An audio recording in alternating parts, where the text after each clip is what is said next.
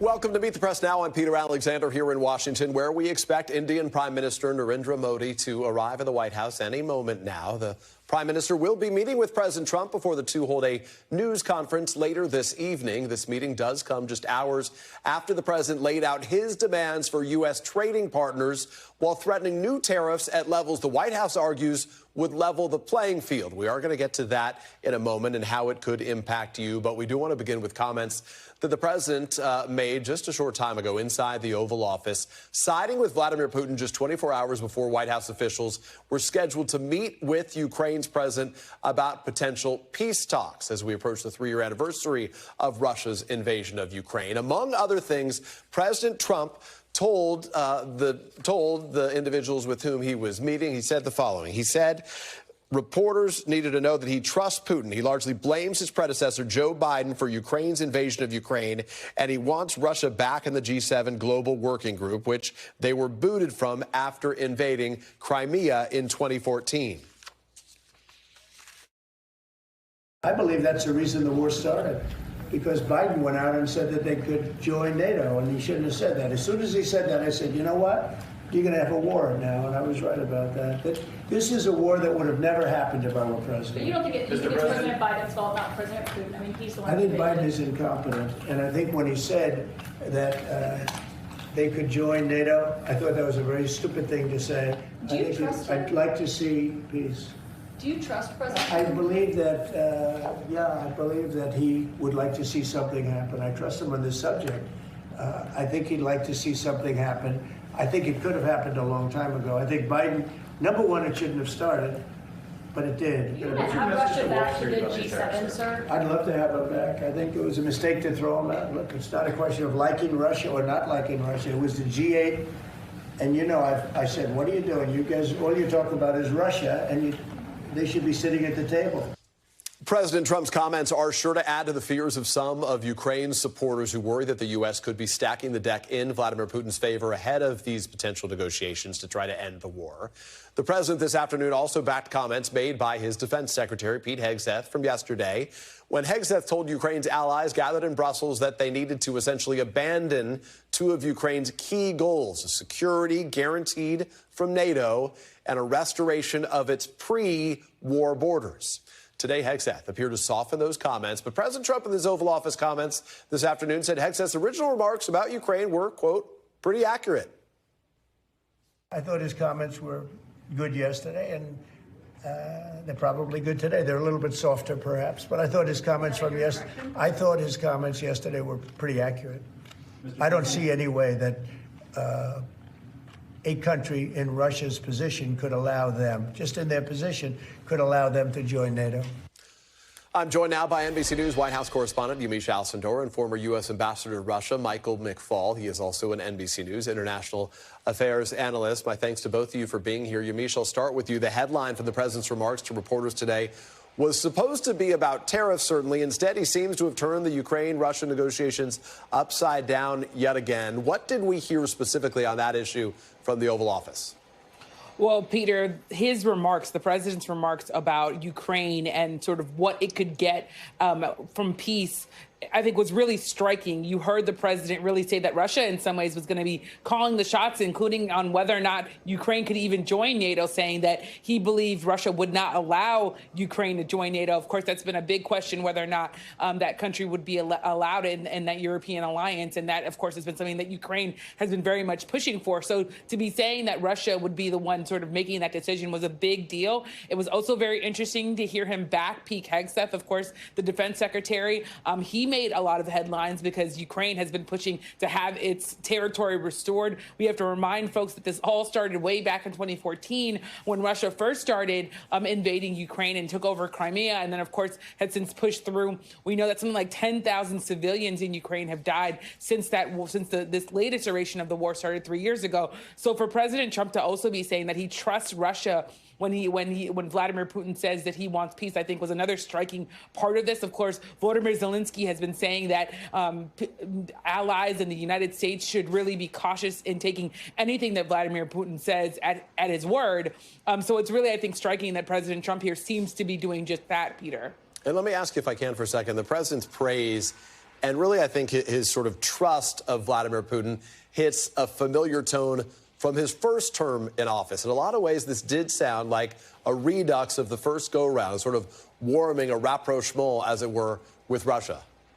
That's right, Peter. And, you and I were there and covered President Trump the first time around together when there was a lot of questions about his relationship with Russia. And President Trump has been very clear this time around that he has a good relationship with Vladimir Putin. He's been making very clear that he believes that he can negotiate and find a way to find peace between Ukraine and Russia, but really leaning in on the fact that he has a personal rapport with Vladimir Putin. So there were a lot of critics of President Trump who said that that rapport was actually too close, and that there were some who were wondering whether or not Vladimir Putin even helped him win the election the first time around. Of course, there were big questions about the meddling in the election in 2016 on the part of Russia. But this time around, we did hear that sort of familiar tone from President Trump when talking about Russia. But I think it goes a step further, because now you have Ukraine, who's been embattled and pushing back on this war that so many people thought they would not be able to wage successfully. They've been able to hold their ground in some ways and push back Russia on trying to take over large swaths of that country. And now President Trump is coming into office, not sounding like someone who is going to be sort of leaning on the side of Ukraine when it comes to holding on to that territory. And Yamiche, as we heard, Volodymyr Zelensky, of course, the president of Ukraine, has insisted that any American talks with Russia include Ukraine. These talks really do begin tomorrow. They're scheduled to happen with Zelensky and his team in Munich, alongside Vice President, the Vice President of the United States will be there. Also, the Secretary of State, Marco Rubio, will be there. The National Security Advisor will be there. So when you got Vance and Zelensky on opposite sides of the table, what do we expect to become of these talks, and how could these comments affect the sort of tenor of them?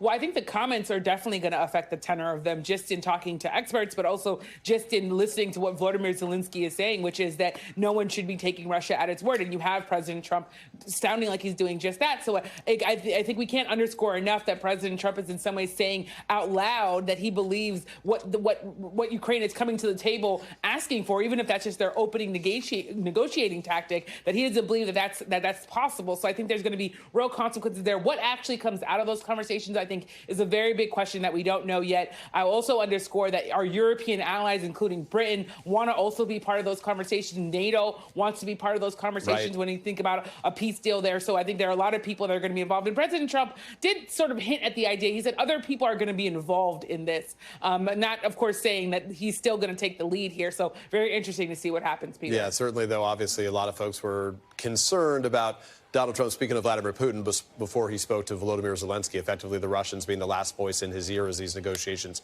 got going. I want to ask Ambassador McFaul a little bit about this. Mr. Ambassador, if I can, your reaction to what you heard from the president as he spoke about Russia and Ukraine and Vladimir Putin. Notably, the president said he would like Russia back in the G7, back in what would become the G8.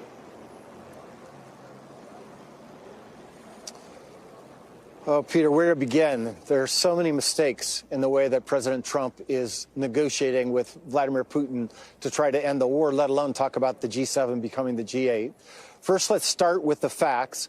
President Biden did not start the war in Ukraine. Vladimir Putin invaded Ukraine. He was not provoked by some new change in policy in just 1 year, a policy that was consistent with the Trump administration. Number two, these negotiations are important, and I'm glad President Trump is involved. I'm here at the Munich Security Conference, and everybody's talking about that there might be a chance for peace. But I've negotiated with the Russians as a former ambassador, as a former White House official, and I can tell you, you don't give them everything they want before you sit down at the table. It's illogical. I think most negotiations you don't start that way, but you most certainly don't start that way with Vladimir Putin. And by saying in public that Ukraine will not be a member of NATO and that Ukraine needs to give territory away to Russia, you're handing Putin gifts before the negotiations.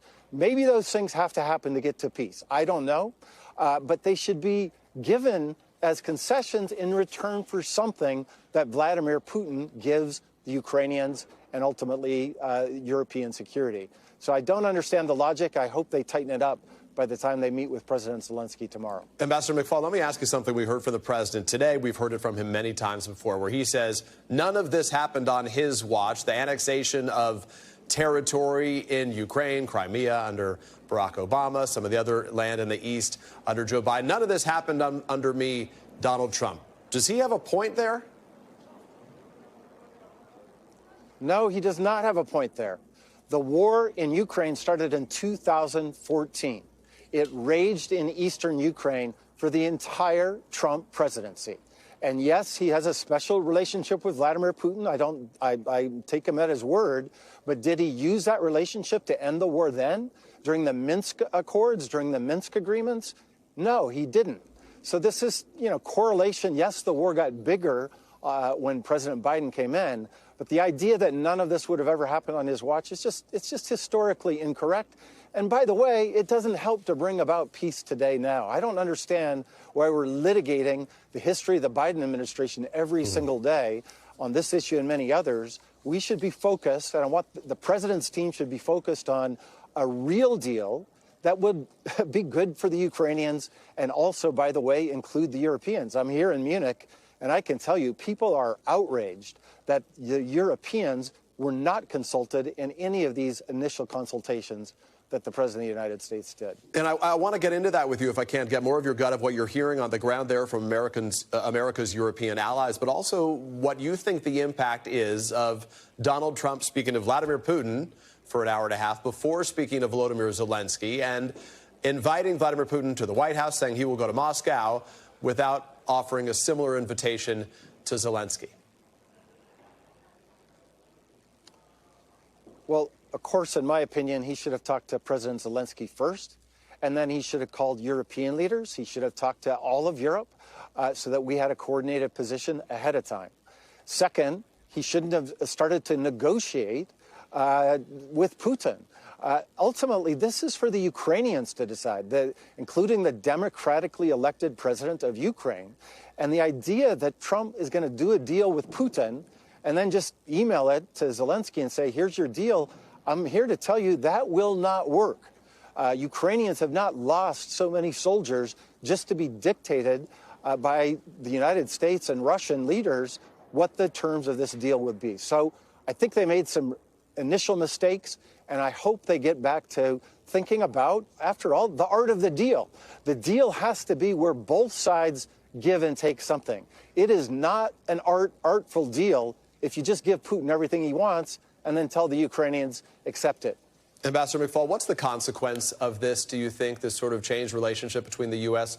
and Russia? Some of the president's allies would say, hey, it's good to have good relationships with these people, even if they're autocrats. What do you fear most? I'm a former diplomat. I dealt with Vladimir Putin, too. I dealt with autocratic Russia, too. It's not the relationship is not the objective. It's what you do in those phone calls to achieve what objectives.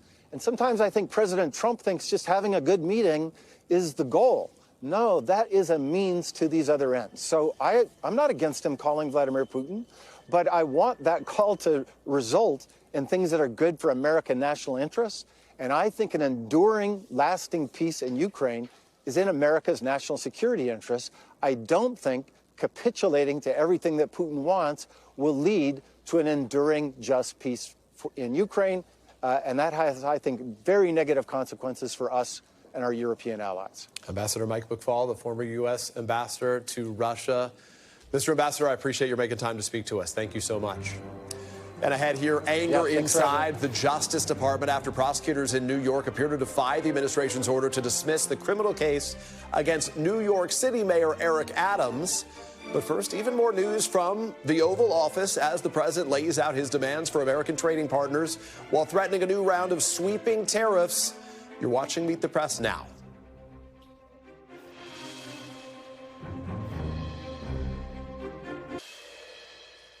Welcome back. As we mentioned earlier, President Trump is laying the groundwork to impose new sweeping tariffs on the U.S.'s trading partners, signing a memorandum this afternoon instructing his advisors to draw up what he calls fair and reciprocal tariffs on all major U.S. trading partners, including America's allies.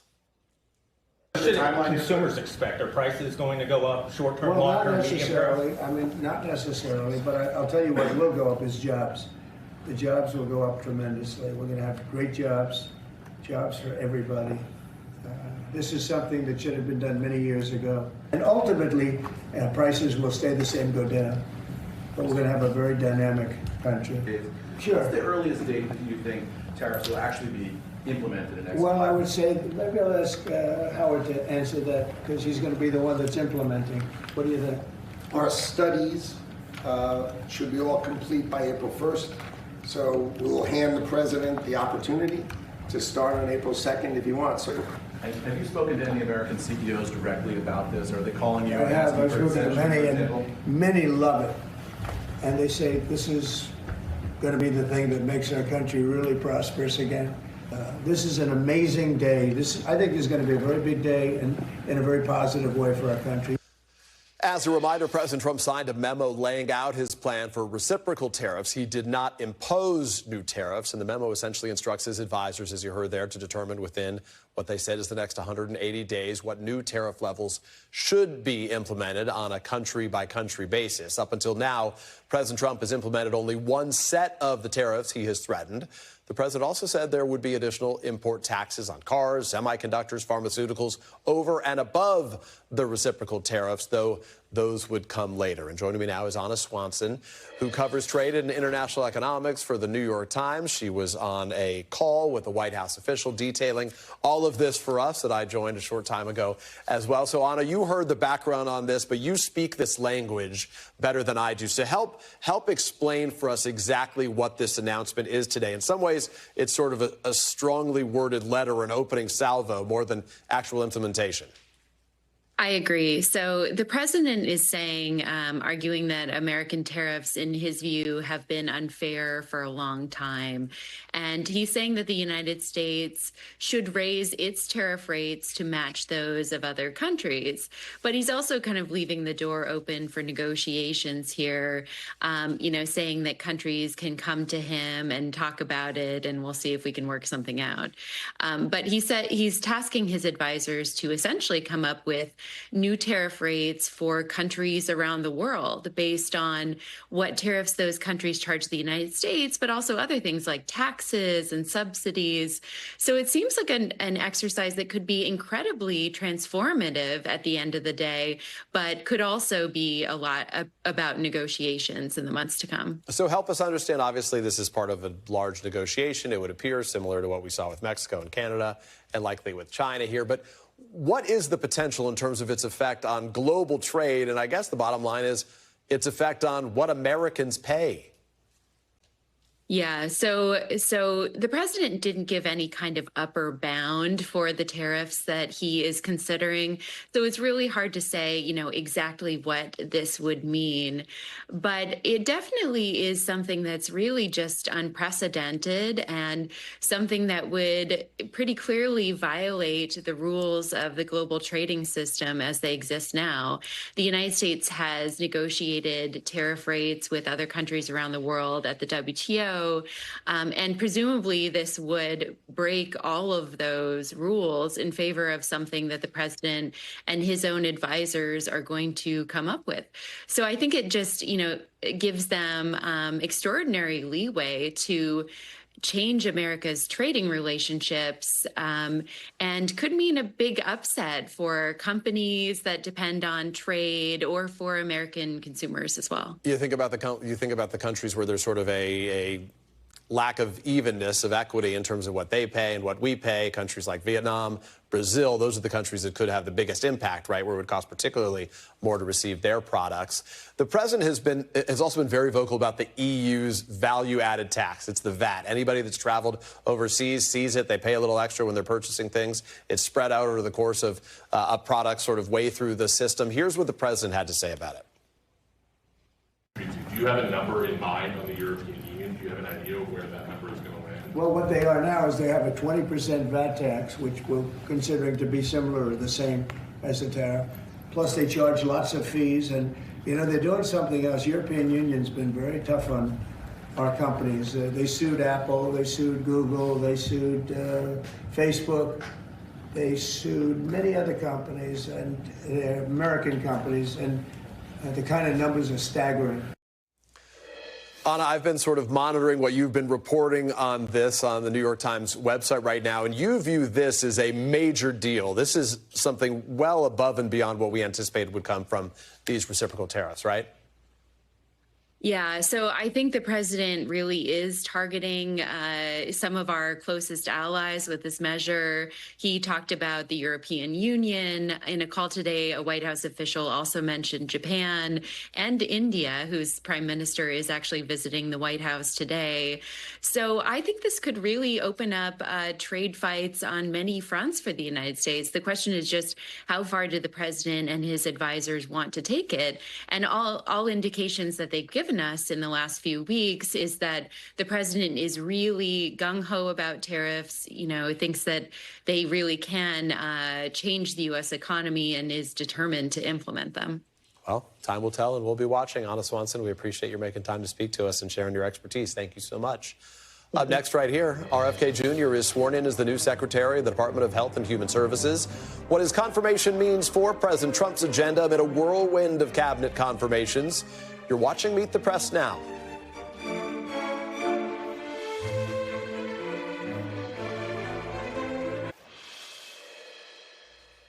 We're back now, and as we've said, President Trump is meeting with Indian Prime Minister Modi this hour. But Elon Musk already met with the Indian leader earlier today. Modi tweeted these photos of the meeting in which Musk's young children were present. You see them there on the left, on the right. That's Modi's entire inner circle, his core of advisors. That meeting comes after overnight, Musk, who is leading President Trump's efforts to reshape the federal government, spoke to a gathering overseas in Dubai via video conference, saying he intends to double down on DoGE's commitments.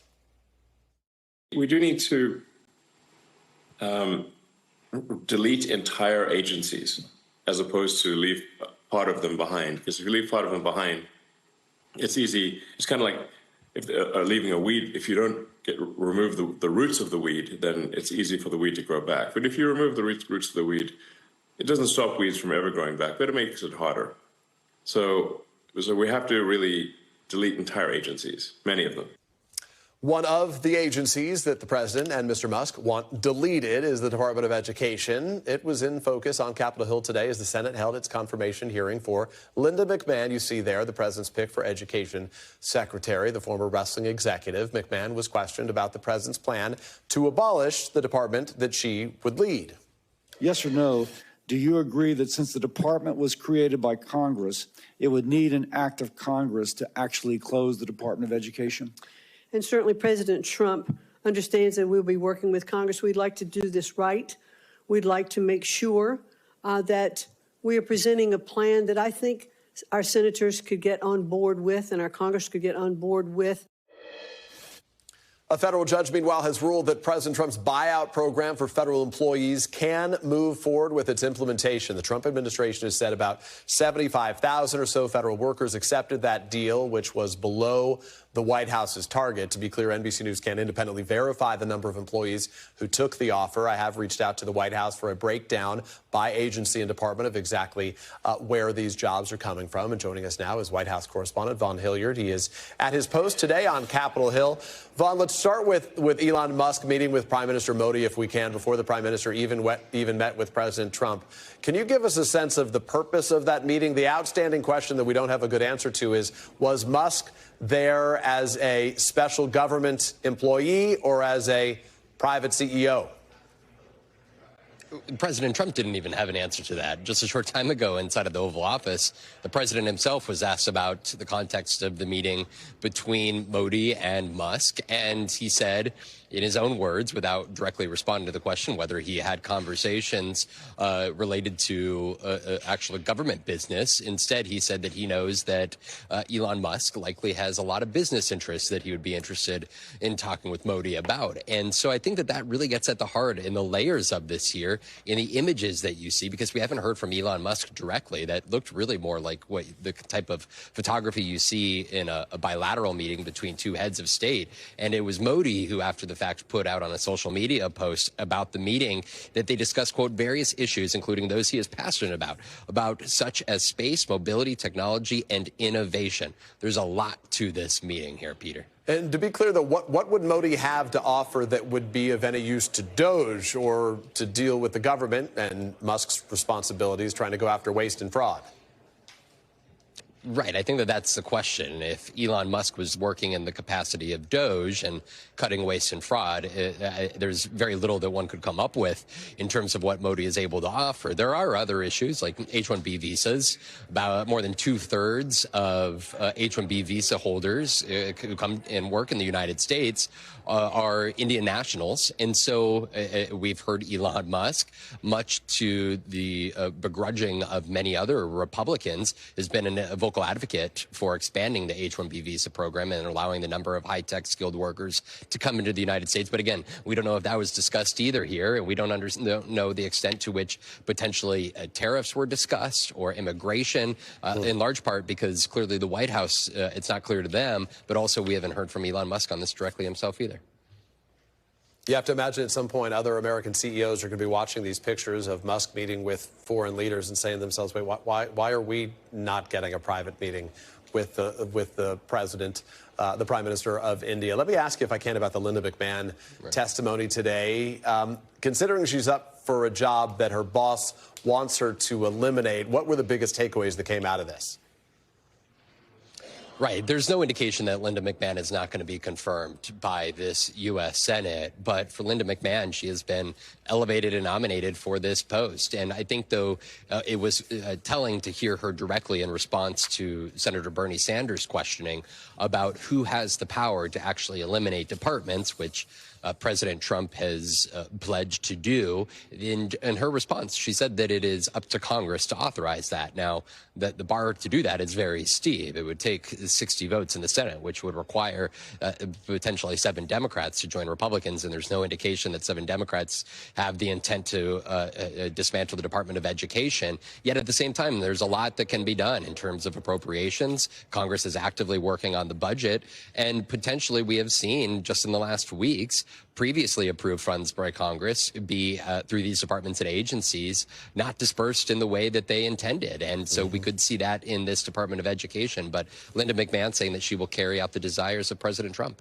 Vaughn Hillyard, we appreciate your reporting from the Capitol right now. Thank you so much. Thanks, and joining me here to break it all down is NBC News senior national political correspondent, reporter Sahil Kapoor, Democratic strategist and former Obama campaign advisor Yamiche, and National Review editor Ramesh Ponnuru. Sahil, let's start with you. President Trump, Elon Musk, they keep claiming that their focus is waste, fraud, and abuse. We've heard that going back for a long time right now. They've presented a lot of what I think most Americans could say is waste or money that needs to be reformed and not spent the way that it is. But the challenge is when it comes to the issue of fraud specifically, where they haven't really demonstrated any evidence of findings of fraud, which, of course, is a crime. How is this being viewed by lawmakers on Capitol Hill? Well, it's causing a mild stir, in part because some of the cuts that President Trump and Elon Musk are proposing with the blunt instrument have pain that hits home for these members of Congress. The NIH cuts are a good example. We saw Senator Katie Britt of Alabama.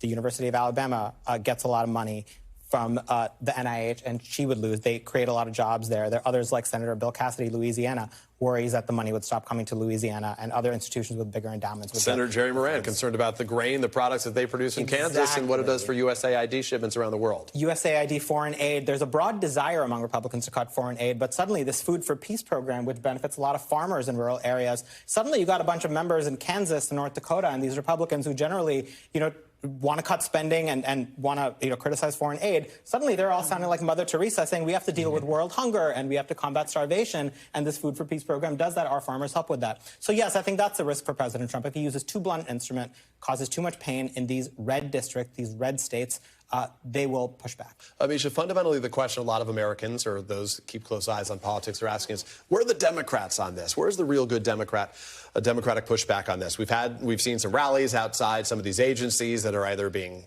shrunk, downsized, even potentially shut down right now. But is their messaging effective to this point, and what do you propose would be the best way to communicate the Democratic message on everything that we're witnessing so far? Well, I think the best messengers right now in this moment are actually the people who it's affecting the most. So when we saw the National Education Association, NEA, or the American Federation of Teachers, when they brought teachers into D.C. just yesterday to have those conversations, not only on the Hill, but to also protest, who were talking about what would happen if the Department of Ed was to be dissolved. And even without it being dissolved, we're talking about a lot of what's happening because of the Trump executive orders that came out a couple weeks ago.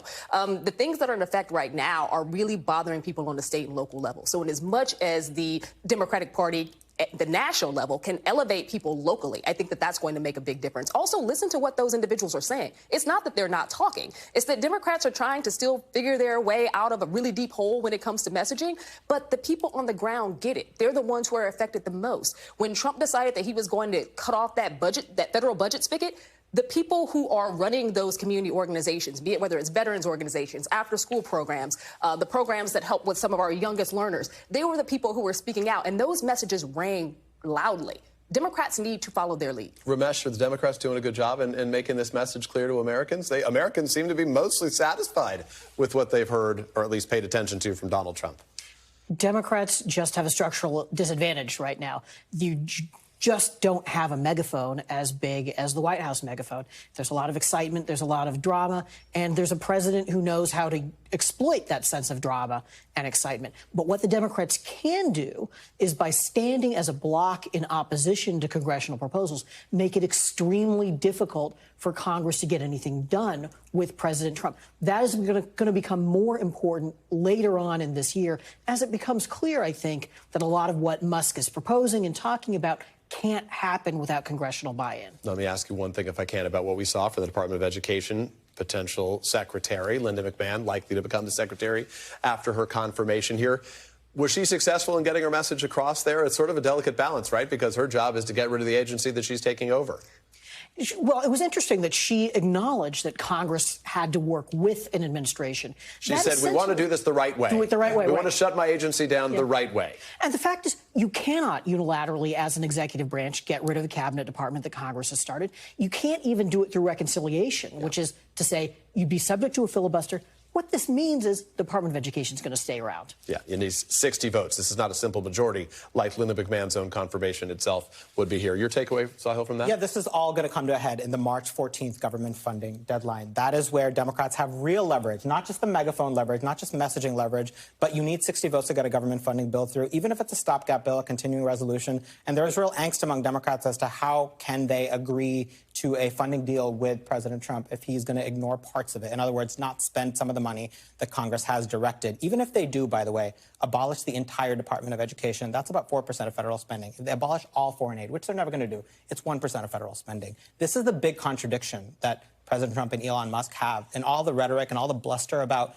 cutting waste and cutting spending and downsizing government, even balancing the budget. They're not going after the things that really cost money: Social Security, Medicare, Medicaid, military, and veterans. That is 3/4 of the budget. And that's also their entire loss for the next election cycle. They're not choosing those things because they know that voters on the ground actually strongly support them. Well, the bottom line I want to ask, as you speak about money here, is the topic of tariffs right now, right? Because I think most Americans hear a lot of this stuff, and I dare say for a lot of people, it's a lot of noise. What they care about is what's in it for me. What happens to my pocketbook at home, the cost of groceries, of goods, and everything else I need. The president today just announcing reciprocal tariffs.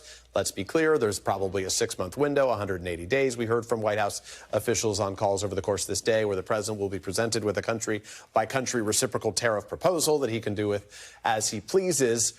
Tariffs, at the end of the day, this may be where the rubber meets the road, right? Because this is what could impact what we pay for at home.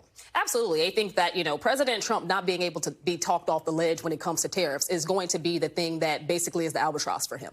Because at the end of the day, unfortunately, the United States does not make as much as Donald Trump would like for us to say that we make homegrown. So when we're talking about cars, when we're talking about the price of our goods and groceries in the grocery store, which he loves to bring up groceries, when we're talking about the division of labor, a lot changes when you decide that you are going to create these massive amounts of tariffs. And those are paid on the backs of everyday Americans. Americans who are still in a dire issue related to how they're adjusting to their new normal post the pandemic. Yes, economically, we are more stable than any other country on the globe. But when people cannot afford to pay their rent, when they can't afford the cost of utilities, they can't afford the price of eggs, and you're adding these tariffs, back to school is going to be a real thing post-summer. Everyone knows that by the time that happens, should his tariffs go into effect, you're going to have 3 to 4 times the cost of what you have right now. I don't know what to tell Trump, but at the end of the day, every economist knows that this is a bad idea. Can I pivot very quickly to... Oh, go ahead, Ramesh. I was just going to say, Trump's tariffs in the first term, studies found that they imposed a lot of costs. They didn't create a lot of jobs. But Americans were shielded from their impact because you had a good macroeconomic environment. Except in the Midwest. Going in. This time, you have the backdrop of an inflation. A much more challenging situation at home. Yeah, you're right. And I think that's what Americans are looking for. He said on day one, I'd start bringing prices down. On day one, he acknowledged it's going to be a lot harder to bring prices down than we said it last. If I can, confirmation today, he lost 1 Republican vote. Yeah. Mitch McConnell. Turns out Mitch McConnell is the lone Republican voting against several of these nominees to this. Mitch McConnell, late turnaround, as it were. Yeah, who knew? Mitch McConnell is a renegade. He's always been the loyal party guy for his decades. He's been a senator for longer than I've been alive. He's accumulated his power by understanding his conference really well and reflecting it. That's the leader McConnell that we saw for the last couple of decades for his 18 years. But there's also the Senator McConnell who has a very different set of instincts. He does not support the MAGA turn that the party has taken. He does not have the same instincts as Donald Trump. He had his reasons for voting against Pete Hegseth, Tulsi Gabbard, RFK. The last 2 of them, he was the only Republican who stepped out and voted no on. That's really remarkable to see, in part because no one was following him. It shows how much of almost an outcast he's become in his own party. But it also shows he's probably in his last term now. He's up for re-election in 2026. I doubt he's going to run again. I would be very shocked if he does. And it looks like he's voting his conscience. A reminder that his own wife served in the cabinet of President Trump the first go-around. How times have changed in the relationship between those parties. Nice to see all of you. Yamiche, appreciate you. Yamiche being here. Ramesh, appreciate you. Sahil, to you, thank you as well. And up next, we have breaking news as NBC News has obtained a bombshell allegation from a top prosecutor who just resigned from the Justice Department over the Trump administration's order to dismiss the criminal case against New York Mayor Eric Adams. You're watching Meet the Press Now.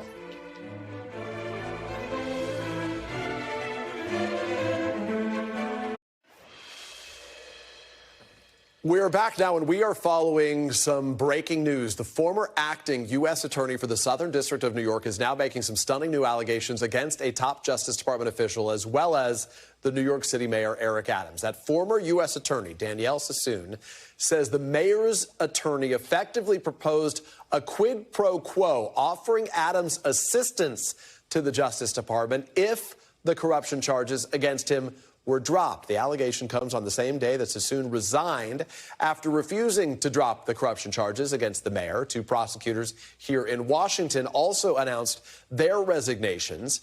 And today, the acting U.S. Deputy Attorney General announced that he was transferring Adams' prosecution from the SDNY to the main DOJ. It's a lot to digest. Let's get right to NBC News law enforcement and intelligence correspondent Tom Winter, who joins us now. Tom, walk us through this exactly. Who is Danielle Sassoon, and what specifically is she alleging here?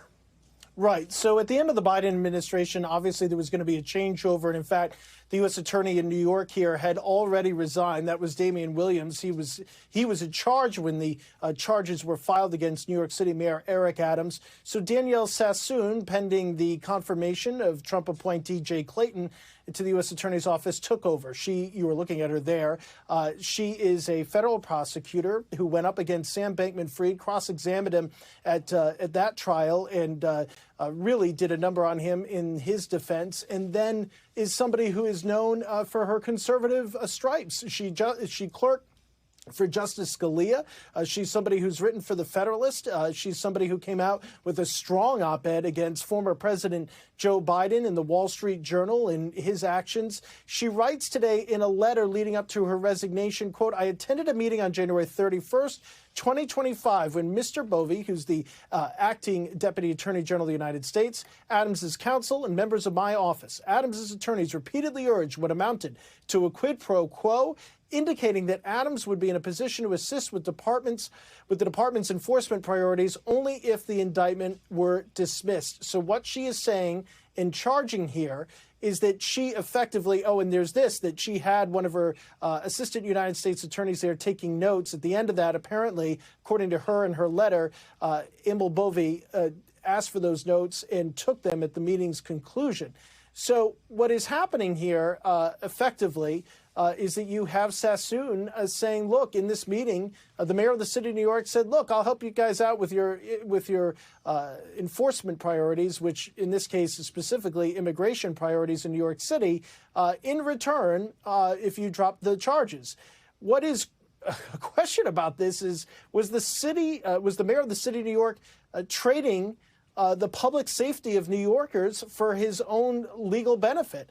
There are going to be serious political fallout questions from this and serious questions about the Department of Justice's actions here, Peter. Tom, what is the status of this prosecution? Is it done, gone, over? Don't know. I mean, what happened here this afternoon prior to this was already an extraordinary afternoon, Peter. The case still stands. It has not been formally dismissed on the docket. Once Sassoon tendered her resignation at approximately 1:50 p.m. today, she apparently at that point, the U.S. Attorney's Office also said, or she said, that the other assistant U.S. attorneys who were actually working on the Adams case supported her view. Those assistant U.S. attorneys were placed on leave. Then the case was transferred to Public Integrity in D.C., where you are. Then the two top people of public integrity at the Department of Justice said, we're not going to drop it either. We resigned. So what actually happens here is a huge question, Peter. So walk us through, if you can, the long-term effects, Tom, of this whole standoff on the DOJ, on the SDNY. This is the first sort of major, real head-to-head episode where you're seeing some real pushback from some of these U.S. attorneys around the country. Typically, Peter, the Southern District would respond to a request like this if the Justice Department was even going to make it, because they know it would be perilous for them to do so from a public relations standpoint. But in past, if they were to kind of communicate this to the U.S. Attorney's Office for the Southern District of New York, given their level of education and their ability to communicate, would politely have sent back to them basically a blank U, and we're going to do what we do because we're our own district and we bring these types of cases. What happened here today is that apparently occurred in the Justice Department, and I want people to understand this.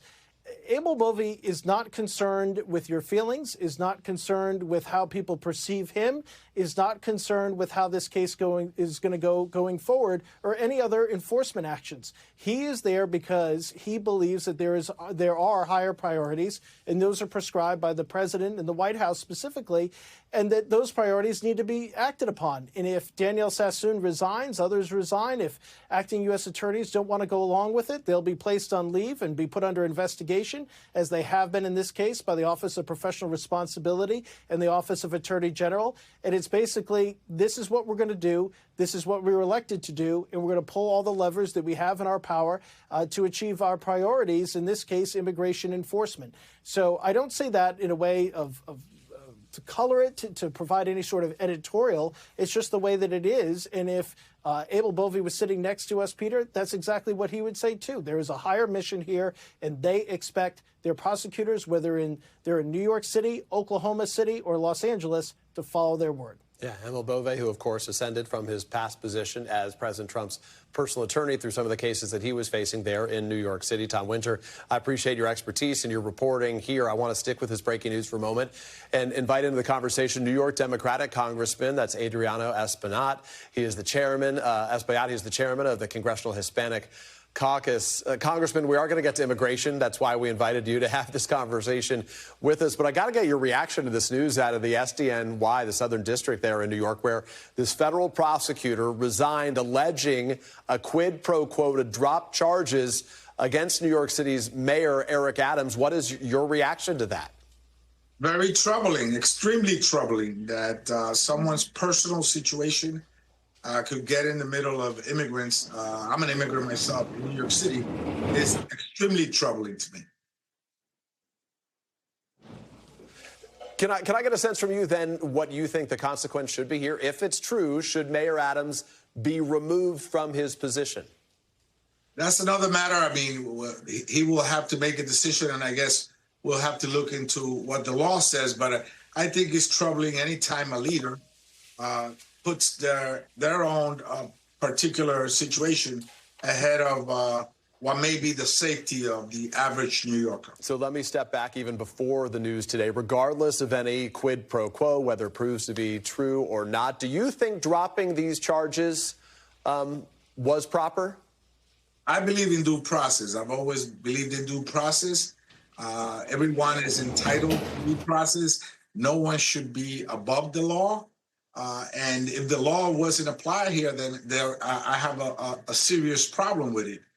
If it's within the framework of the law, of course, then we'll have to take a look at those particulars. No doubt. We'll be keeping a close eye, and we'll circle back as we learn more about it. But I appreciate your real-time reaction as we get that reporting in here to our newsroom. I want to ask you about Mayor Adams for a moment. He met with Donald Trump's board czar, Tom Homan, today.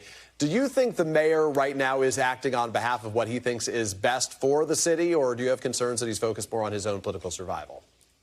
I think that there are lots of New Yorkers that are immigrants that have not committed violent crime, that are out there very scared right now. I just came from a restaurant where the waitress came up and whispered in my ear how scared she was as the news was on TV live about only being around New York City.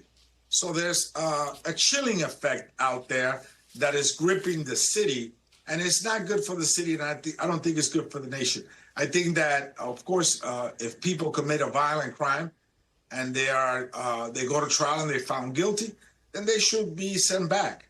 But not people that may have had an offense, a ticket, a speeding ticket, they jumped a turnstile. These are mothers and fathers and grandparents that contribute to their families, and I don't think we should be in that predicament as a city or as a country. Congressman, the Justice Department, as you know, filed a civil lawsuit against the state of New York and several of its public officials over its policies as they relate to migrants that have come to New York State. At her first press conference since being sworn in, we heard from the Attorney General Pam Bondi, where she attacked a New York state law that allows undocumented migrants to receive driver's licenses and requires the DMV to inform those individuals if a federal immigration agency requests their information. So I want your take on this civil suit from the Justice Department right now. Do you think that they have a legitimate issue with the way the state is governed? Should the state be doing anything differently with Donald Trump in the White House?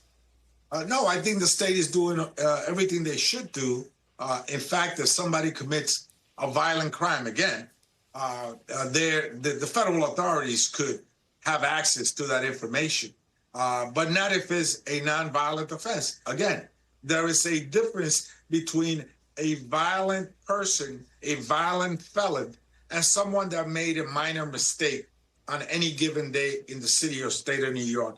I think those people that did a minor mistake that is nonviolent on a given day, that any of us could do, should not be subject to deportation, particularly if you're splitting families up. Right. This is bad for New York and bad for the country. So if you commit a violent crime, there are already laws in the books that say that you're going to be arrested, you're going to go to trial, and the federal authorities will be informed. And if convicted, then you're subject to deportation. Tom Homan says his top priority is to protect New Yorkers from violent criminals. Do you believe him?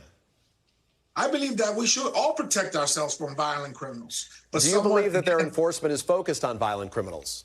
No, I think they have cast a wider net out there, and we will soon find that many people that have not committed a violent crime are also being subject to be deported. So no, I think that they have cast a wider net. There's fear out there. It's impacting small businesses. People are not even on the streets the way they walking around the way they used to in New York City. And so should we do this as a country?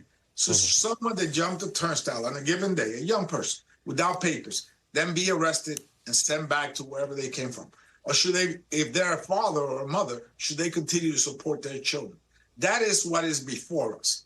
Of course, there are laws in the book. I believe there's 170 pieces of law in the penal code that protect us from violent criminals that commit violent crimes. And they, of course, are entitled also to due process. And if found guilty, they should be deported.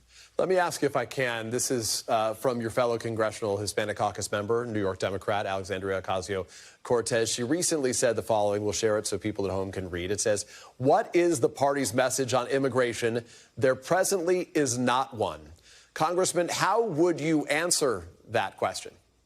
Well, she's a member of our caucus, and our caucus began to work on a very important message, which is dreamers. We believe in dreamers. They should be regularized. We believe in farm workers. They are the ones that bring the food to our table, and our prices will go up if they don't work the farms. And we believe in keeping families together. That is our message. Dreamers, farm workers, and keeping families together. So to be clear, you talk about dreamers and farmers and keeping families together. In a sense, are you laying low until the president starts deporting individuals who are not criminals? There are some that don't want you to wait. They want you to take action on this now. No, we're working every day. My office is working every day to educate people, to let them know what their rights are, where they get legal services. But again, we believe that dreamers that have been here on an average over 20 years, that provide for our economy, we need farm workers that go out and pick, all kinds of fruits and vegetables so they can land on our dinner table. And we believe that families should be kept together, that a child should not be ripped away from their mother. That's our message as a Congressional Hispanic Caucus. Dreamers, farm workers, and keeping families together. We also believe in other things as well within the immigration debate. We're not exempt from taking a position on TPS, temporary protected status, or other issues. But right now, our primary issues are dreamers, farm workers, and keeping families together. We also know that the border needs to be safer, and we're willing to talk about that as well. So at the same time, there are Hispanic Democrats who say the party is out of touch, in particular to the Latino working class. Ruben Gallego recently told NPR the following. He said it's usually white liberals that are talking to liberal Latinos, and they are essentially saying that's what working class Latinos feel and think about immigration, when in reality, they don't. Your thoughts on that comment? We're not a monolithic community. We have people that come from different countries, that live in different regions. There are the Latinos that live at the border, that have a more in-depth and more intimate opinion about what happens at the border than New Yorkers like myself that live at the border, that live in Manhattan. We have Latinos that live on the West Coast and Latinos that live in Florida. They may have a different persuasion about the entire immigration issue. But altogether, we're bounded by, I think, three fundamental elements: dreamers, farm workers, and keeping families together. Congressman Adriano Espaillat, I appreciate you spending so much time with us and dealing with the breaking news as we're watching it come in here. Thank you very much for your time. Thank you. We hope to have you back again soon. We are back here tomorrow with more Meet the Press Now, but the news continues with my friend Hallie Jackson right now. Thanks for watching. Stay updated about breaking news and top stories on the NBC News app or follow us on social media.